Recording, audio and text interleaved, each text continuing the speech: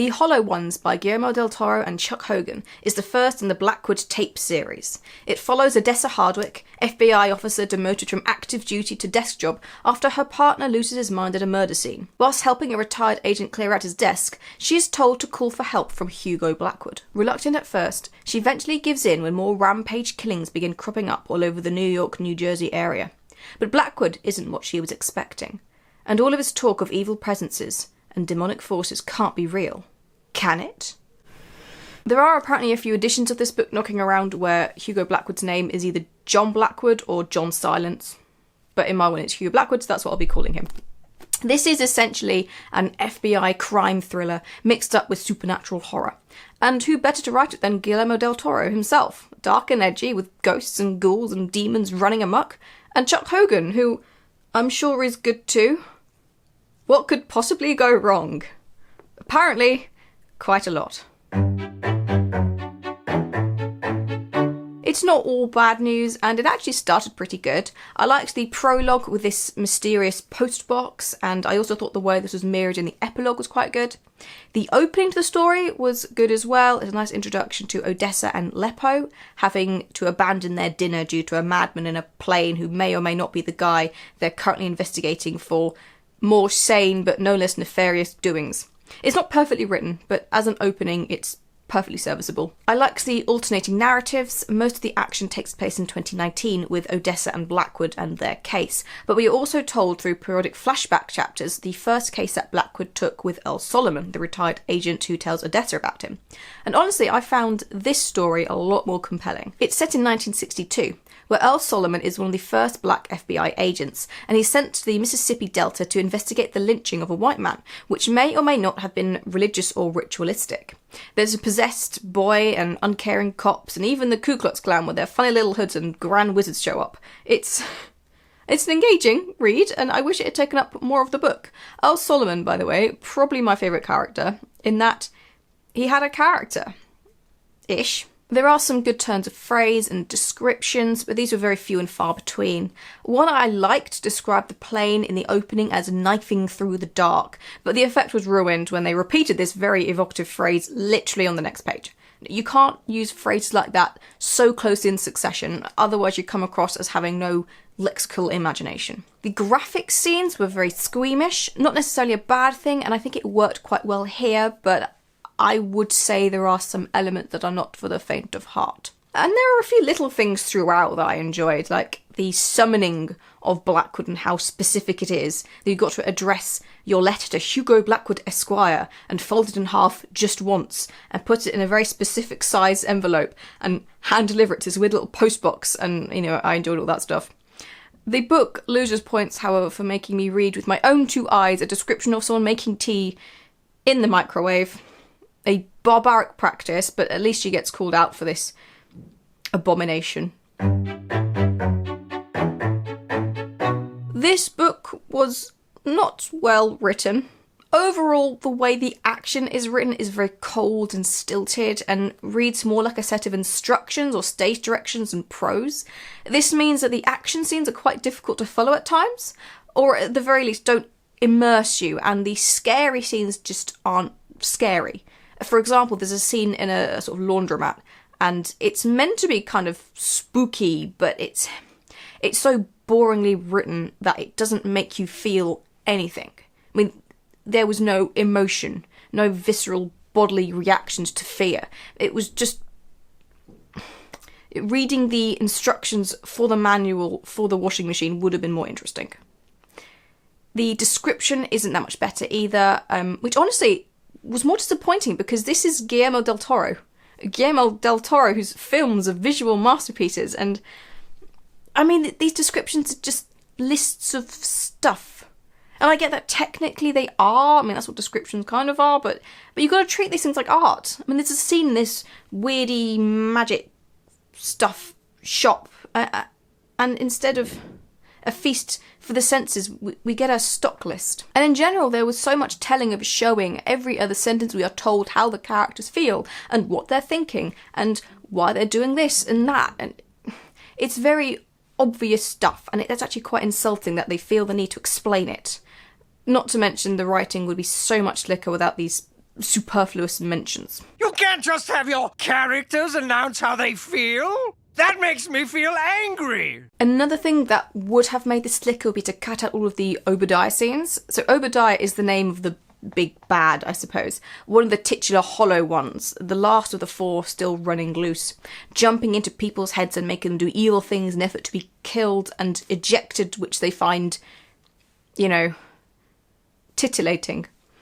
I don't know about you, but Obadiah is not the scariest of names. Anyway, the book is spotted with scenes of Obadiah running around and murking peeps, and they're just not necessary. They're not terrible scenes, but I think the story would have been stronger without them.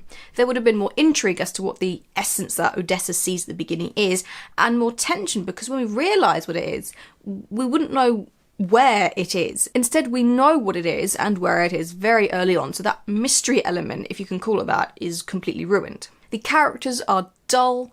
I like the idea of them. Hugo Blackwood as this fussy, proper Brit could have been funny, but they took his being painstakingly particular much too far, to the point where he just came across as kind of insulting. I don't usually get insulted by English stereotyping. I mean, this guy is still one of my favourite cartoon villains, bad teeth and everything. The way Blackwood refuses to explain things as well was just a way of needlessly drawing out the tension. But you'd already lost that tension by having all those scenes from Obadiah's perspective, so what was the point of drawing them out? Sorry? Odessa as well is a bit of a twit. I understand her a little more, I suppose, because she doesn't needlessly withhold information, but there is this reluctance to accept all the weirdy stuff going on, and her ability to control her emotions fluctuates wildly. As an FBI agent, she should be better than this. There's a scene halfway through where they visit the laundromat to talk to someone who I think is in witness protection or something. He's not keen to talk. Understandable. They need to earn his trust. So when he asks Odessa who Slender Man is, referring to Blackwood, who hasn't introduced himself yet, she says, "I don't know." Way to instill confidence, Odessa. I need you to tell me stuff you don't want to tell me because you're scared that people will come after you for blabbing. No, I don't know who this random creepy guy is. Is that a problem? Not to mention, Slenderman hasn't been relevant since 2015. Like anyone who actually watched that. Odessa and other characters complain a lot about Blackwood being selfish and he'll go through anyone to get his way, and he murdered this possessed boy who was trying to kill me, and referring to the Hollow Ones as his trophies, but it's just too stupidly simplified. It's clear from the action and the facts that Blackwood is a good guy. I mean, sure, you can pull out his flaws in his character and personality as being cold and unfeeling and cutting to the point, but the arguments about his immorality seem forced. I suppose they were trying to add a dash of philosophy for the sake of sounding smarter, but it just made Odessa and the others, including my boy Solomon, seem like idiots. No, don't do this. Don't save the world from this otherworldly evil. Some people might get hurt. Do you know what will happen if he doesn't? Lots of people will die. Horribly. What's your argument again, Odessa? And now for the list of random things that annoyed me. There were a lot of very American place names, which made it very difficult for me to follow what the hell was going on. Especially the first bit with the runaway plane. But I guess that's my fault for not being an expert in American geography. Odessa notices Blackwood is very skinny and surmises he must be vegetarian. I have to question some of the implications of race and magic. Nearly all of the evil magic is based in voodoo and Palo Mayombe, both African in origin, whereas the good magic is confined to the protection spells that Blackwood occasionally casts by muttering Latin. I don't usually think too hard about this stuff, and I don't for a minute think that there was any intention on either author's part to imply anything untoward, but it did make me raise an eyebrow. Also, slave demon as a phrase also made me pause. I didn't like that. This book contains the immortal phrase, "She tasted onions and pulled a disappointed face." Did they let a toddler take over briefly? Did they forget how to write? She tasted onions and... How do I show she's disappointed about tasting onions in her salad? Do we need to? This is a key part of her character.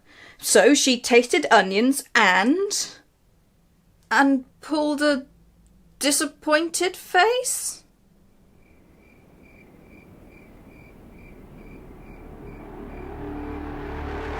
That'll do.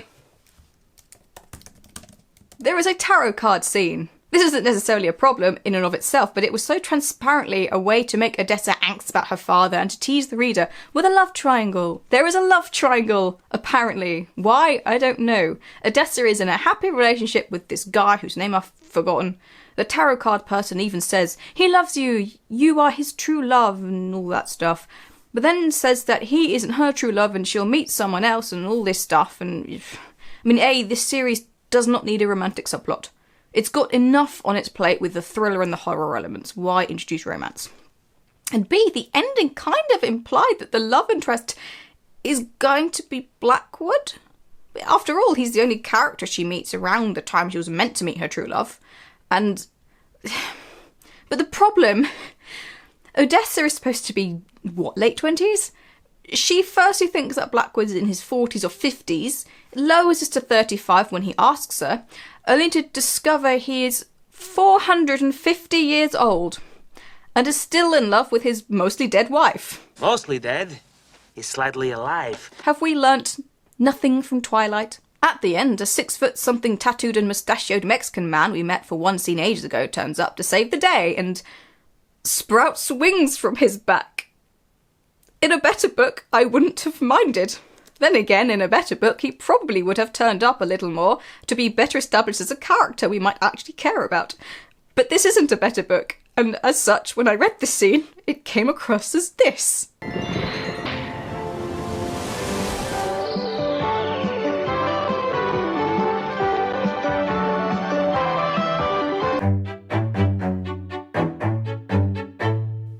She finished reading the book and pulled a disappointed face.